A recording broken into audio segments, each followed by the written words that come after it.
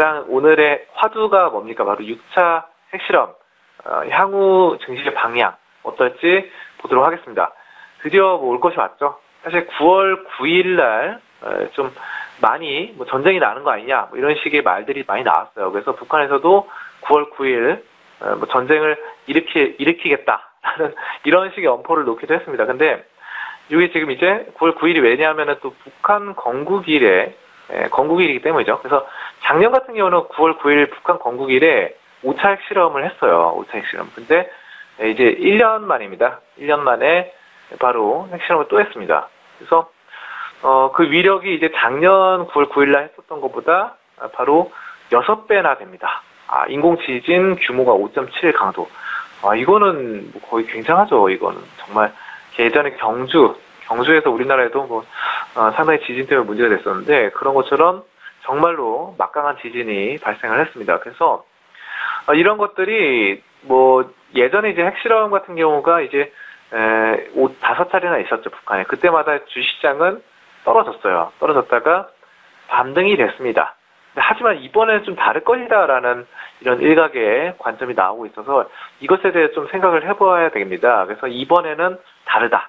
여느 때와는 다른 위기감이 있다라는 점인데, 일단은 아까 전에 위력이 6배나 된다라는 점, 그리고 지금 북미 간의, 북한과 미국 간의 갈등이 최고조에 달아있는 상태라는 점이죠. 그래서 트럼프가 지금 어떻게 행동을 할지 모르는 그런 상황이다라고 보실 수 있겠고, 아무튼 북한 뭐 이런 점들 보시면 되겠고, 지금 계속 뭐 서로 싸우고 있는 상황에서 결정적인 한 방을 터뜨렸기 때문에 더 갈등이 더 심해질 것이다라는 점이 문제가 되겠죠. 그리고 오늘 금융회사들은 24시간 비상 대응 체제에 돌입했고 바로 이런 점들 리스크 점검 보실 수 있겠습니다.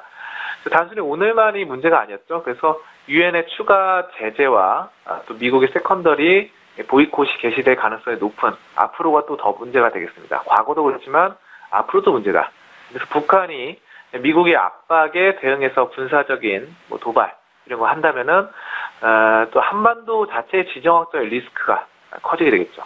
그리고 금융시장의 이 변동성이 이전과는 다른 차원이 다른 수준으로 확대될 가능성이 높아집니다. 그래서 그동안의 예측이 가능했던 이런 리스크로 학습 효과가 나타났다면은 이번에는 좀 예측 불가의 상황으로 접어들지 않겠나 하는 시각들이 지금 나와주고 있어요. 그래서 또 여기에 더불어서 이제 트럼프 대통령의 한미 FTA 폐기 가능성 이런 것들 제기했죠. 어제 일요일날 아침에 그런 말들이 나왔었고 또 9월 미국 연준의 자산 매입 프로그램 축소 또 미국의 재정정책 등 국내 증시를 짓누르는 요소들이 많이 대기하고 있습니다.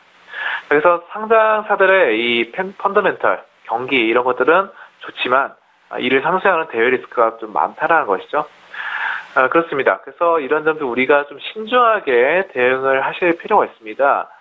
근데 이제 뭐 단기적으로 북한 리스크 확대 이런 점들에 너무 공포심을 가지실 필요는 없다라는 점을 저는 말씀드리고 싶어요. 그래서 뭐 일단은 지금 말들이 나오는 것이 예전의 핵실험과는 다르다. 이번 핵실험은 분위기가 예전의 분위기는 뭐 이런 상황 이렇게 5번 이렇게 됐다면은 이번 거는 아까 위력도 6배인 만큼 이만큼 심각한 거다라고 말을 하는데 여러분들은 제가 뭐 항상 뭐 라이브 쇼에서도 말하는 말이 있죠. 역사는 항상 순환한다. 역사는 항상 순환합니다. 그래서 뭐 어떤 핵실험이 되든 간에 이거보다 뭐 2배, 3배 더 강력한 핵을 폭발시키면서 실험을 하더라도 역사는 항상 순환합니다. 그래서 여러분들이 만약에 뭐 더 갈등이 커져서 많이 폭락을 할 수도 있어요. 지금보다 훨씬 폭락할 수도 있지만 그런 점들은 언제나 회복이 된다라는 점입니다. 우리나라가 망하지 않는 이상. 여러분들. 근데 우리나라 망한다고 한다면은 조국을 잃었기 때문에 뭐 투자도 거의 가능성이 없죠. 그렇기 때문에 그런 망한다는 것까지 생각하실 필요 없어요. 그런 것까지 생각하시면은 여러분들이 정말 이 투자를 떠나서 인생 자체를 정말 힘들게 살게 됩니다. 여러분들 우리나라 망할 거 걱정해서 투자를 못 한다라고 한다는 것은 어떤 개념이냐면은 지금 여러분들이 지금 뭐 이 방송을 집에서 보실 수도 있고 사무실에서 볼 수도 있고 뭐 이렇습니다. 근데 집에서 보는 것도 굉장히 위험한 거예요. 지금 지진이 나가지고 집이 무너질 수도 있어요. 그리고 어쨌든 밖에도 못 나가요. 밖에 교통사고 나서 죽는 사람이 얼마나 많습니까? 이런 것과 마찬가지예요. 그리고 산에도 못 가요. 산이 무너지고 산사태가 날까봐 어떻게 산에 올라갑니까? 그쵸? 바다도 못 가죠. 파도가 위험하기 때문에. 이런 점과 마찬가지예요. 그래서 아무것도 못 하게 됩니다. 그래서 전쟁이 나서 뭐 나라가 망할까봐 투자를 못 하겠다 이런 불안감을 갖고 있다고 한다는 것은 우리가 갑자기 집이 무너져서 내가 죽을까봐 걱정했는데 이런 것과 비슷한 거예요. 그 정도의 확률이기 때문에 여러분들 항상 확률 게임으로 보신다고 한다면은 그 정도의 걱정은 기우에 불과하다. 기우다. 너무 걱정하지 말자라는 점입니다.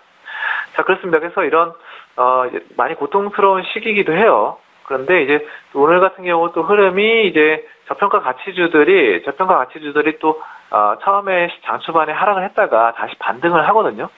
그래서 여러분들이 오늘 같은 날은 또 저평가 가치주들이 방어주로서의 강력한 흐름을 보여준다. 라는 점 봤을 때 확실히 이 저평가 가치주는 위기 상황에서 강력한 흐름이고 또 방어를 잘해준다. 장기 투자를 할 만하다. 이런 점들을 보실 수 있겠죠. 그렇습니다. 그리고 괜찮은 종목들은 뭐 나라가 망한다 하더라도 또 외국으로 많이 뻗쳐져 있기 때문에 또 망하지도 않아요. 우리나라 망해도 이런 거 있잖아요. 지금 뭐 삼성이나 현대, LG 같은 경우는 매출 비중, 현대차나 뭐 기아차까지 포함해서 매출 비중의 70%, 80% 이상이 해외에서 매출이 발생합니다. 우리나라에서 매출이 발생하는 건 20%밖에 안 돼요. 그렇기 때문에 내수 산업과 관계없이 내수의 뭐 긴장, 위기감 이런 거 관계없이 외국에서는 계속 잘 팔리는 거예요. 그렇기 때문에 나라의 국내 산업의 이런 불안감을 너무 걱정하실 필요는 없다. 저는 그렇게 보고 있습니다. 그래서 여러분들 핵실험을 하든 뭐 7차 핵실험을 해도 8차 핵실험을 해도 너무 걱정하지 말고 좋은 종목을 사서 장기적으로 가져간다고 한다면은 수익은 날 것이다. 이렇게 믿고 접근하신다면은 편안한 투자가 가능하실 겁니다. 이 점 말씀드립니다. 그리고 오늘 같은 경우는 바로 빅텍 스페코가 많이 올랐죠. 빅텍 일단 뭐 방산주도 잠깐 보면은 빅텍이 엄청나게 올랐습니다. 장 초반 25%까지 올랐었고 이제 지금 약간 떨어졌어요. 그래서 이 전형적인 바로 갭 상승 시작 음봉으로 나타났습니다. 파란색 음봉이 나타나죠. 그렇습니다. 그래서 바로 시초가에 엄청난 힘을 나타내줬다. 근데 이런 것이 향후 이제 미국의 대응이라던가 북한의 추가적인 도발 가능성 봤을 때 추가 상승할 가능성이 있습니다. 이것도. 왜냐하면은 예전에 빅텍 같은 경우가 지금 고점이 6,000원 넘어섰죠. 근데 현재 4,700원이기 때문에 지금 이런 때보다 지금 더 심각한 상황이거든요. 위력 보세요. 6배나 강력한데. 일본에 떨어졌던 핵폭탄보다도 원자폭탄보다도 3배나 더 강력하다고 합니다. 그렇기 때문에 이때 상승보다 지금이 더 상승할 가능성이 더 커야 됩니다. 사실상. 그래서 분위기상 봤을 때 그렇기 때문에 여러분들 추가 상승도 어느 정도는 단기적으로 연구를 해볼 수 있다. 이런 점들 보시면 되겠습니다. 자, 스페코 같은 경우도 괜찮죠. 스페코도 방산주로서 오늘 20% 올랐다가 약간 눌림목인데 어쨌든 스페코도 예전에 흐름이 보시면 최고가 7,500원까지 갔었고 현재 5,200원의 선이기 때문에 추가 상승도 한번 기대해 볼 수 있는 그런 구간입니다. 자,